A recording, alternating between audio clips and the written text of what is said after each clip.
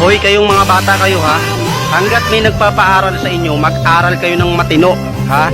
Laging nasa huli ang pagsisisi, tandaan nyo yan. Kaya ayusin yung mga pag-iisip ninyo. At isa na ako doon sa mga nagsisi noon. Wala eh, inuna ko yung landi, matigas yung ulo ko. Maaga ako nagkaroon ng anak. Walang trabaho, walang pera, walang sariling bahay. Real talk, balik sa magulang. Nagkaroon naman ako ng trabaho noon, malit yung sahod. Pag nagkasakit yung bata, problema pa ng magulang. Asa sa bigay ng mga kapatid, mga kamag-anakan. Makakarinig ka pa ng masasakit na salita. Kaya kayo ayusin nyo ang pag-iisip ninyo, ha? Balang araw magiging magulang din kayo. Anong ipagmamalaki nyo sa mga anak ninyo, ha? Yung pagiging mga tropang hamog-hamog ninyo, yung mga kabuhastugan ninyo, yan ba yung gusto nyo matutunan ng anak ninyo, ha? Ang hirap makisama sa paligid mo, lalo na kung wala kang pinag-aralan. Ang liit-liit ng tingin nila sa'yo. Kaya ako, kahit na mahirap, pinilit ko makapagtapos ng pag-aaral. Para saan ako, ha? Hindi para sa sarili ko. Alam nyo, ang daming gustong mag-aral dyan, pero hindi kayang pag-aralin, hindi kayang tustusan. Mapapalad nga kayo eh, ha? Kahit na mahirap yung magulang ninyo, pinipilit kayong pag-aralin kahit na nahihirapan sila, dahil alam nila na mahirap ang buhay. Naintindihan nyo ba, ha? Hoy, kaya kayo mga bata kayo ha, kayong mga tropang hamog kayo ha, makinig kayo, painitan ko kayo eh, ha? Yung mga magulang ninyo, pabalik na yan kayo, pasibol pa lang kayo. Ibig sabihin, alam na nila kung ano ang mangyayari kapag ganyan yung papi ng gagawa ninyo.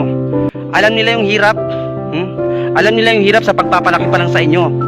Ito ha, pag nagka-problema kayo, asa na yung mga tropang hamog ninyo? Tumulong ba sa inyo? Baka doon nakakumot na, sobrang lamig, nahamugan na yung mga utak. Sinasabi ko sa inyo, pag nagka-problema kayo, pamilya nyo mismo yung tutulong sa inyo, mga kadugo nyo yan, ha? Kaya pag-isipan nyo mabuti ang mga pinanggagawa ninyo, mga dudoy, mga daday, ha? Sa panahon ngayon, nakita nyo naman yung mga bata, halos lagi nakatambay dun sa labas, halos hindi mabahayan yung mga yan. Lagi-lagi, gabi-gabi sa inuman, mga tropang hamog, talagang hinahamog talaga yung mga utak ng mga batang yan. Pag nagkaroon ng kagulo, mabuntis, balik sa magulang. Pag nagkagulo, requested lang to sa akin, pero tinanggap ko ito personally, kasi naranasan ko talaga ito. Ang hirap. Nagkaroon ako ng trabaho noon, 5 taon, paikot-ikot lang ako dito sa Palawan, lahat ng establishment dito, halos ang pasukan ko na. Pero wala, hindi ako ma-promote. Dahil nga, hindi sapat yung pinag-aralan ko. Kaya kahit mahirap, pinilit ko makapagtapos, naghinto ako ng pag-aaral. Pinagsabay ko yung pagiging tatay at pag-aaral. Kaya kayo, maging inspirasyon to sa inyo, ha? Makinig kayo sa mga magulang ninyo. Para sa inyo lahat dyan. Kita nyo naman yung ginagawa ng mga magulang nyo, nahihirapan na yung mga yan, pero pinipilit kayong pag-aralin. Yung iba, pinapag-aral pa sa mga gandang eskwelahan. Para maging maganda lang talaga yung kinalabasan. Pero kaya nung pinanggagawa ninyo, ha? Mga konsensya naman kayo, mga dudoy, mga daday, ha? Mag-isip kayo ng maayos, wag yung puro kalandian yung unahin, ha? Isipin nyo yung mangyayari sa sunod na buhay nyo, ha? Pag wala na ba yung mga magulang nyo, kayo kayo tatakbo. Laging nasa huli ang pagsisisi, tandaan nyo yan. Ako mismo nagsasabi sa inyo, tandaan nyo yan. Tandaan nyo yan.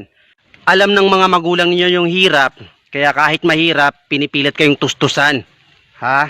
Dahil alam nila na balang araw magiging magulang kayo at ayaw nilang maranasan ninyo yung mga naranasan din nila.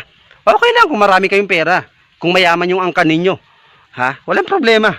Pero kung mahirap lang tayo tapos ganyan pa kayo, mas lalong magiging mahirap tayo talaga. Tandaan nyo yan. Ha? Tapos sisisihin nyo sa magulang ninyo yung mga nangyayari dyan sa inyo. Ang kakapal na mga mukha ninyo, sinasabi ko sa inyo. Ayun, hello, shout out sa inyong lahat. This is requested only, and sana marami akong na-inspire. Dahil totoo naman talaga tong mga batang ito.